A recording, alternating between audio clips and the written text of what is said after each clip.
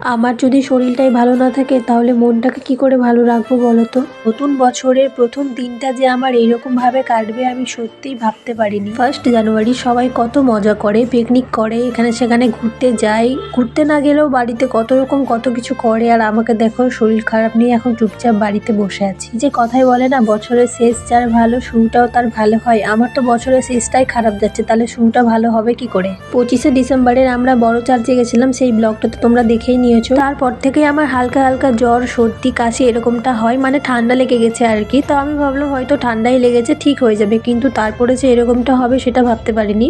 আর এই যে গোলাপটা দেখছো, এটা তোমাদের দাদাভাই আমাকে নিউ ইয়ারের দিন দিয়েছিল। এখন জানো তো 5 জানুয়ারি, মানে আজকে জানুয়ারি মাসের 5 তারিখ, এখনো আমার শরীরটা একদমই ঠিক হয়নি। এখনো আমার শরীর প্রচুর খারাপ, জ্বর ছেড়ে দিয়েছে কিন্তু ঠান্ডা লাগার ভাবটা এখনো কমে যায়নি। কার্নিভালের ব্লগগুলো তোমরা অবশ্যই পাবে, কিন্তু একটু ওয়েট করো, আমার শরীরটা ভালো হয়ে যাক, আমি সব আপডেট তোমাদের সাথে শেয়ার করব। আর এই যে বিস্কিটটা দেখছো, ছোটবেলা থেকে আমার এই ক্রিম বিস্কিটটা অনেক ভালো লাগে, তাই তোমাদের দাদাভাইকে বলেছিলাম এনে দিতে।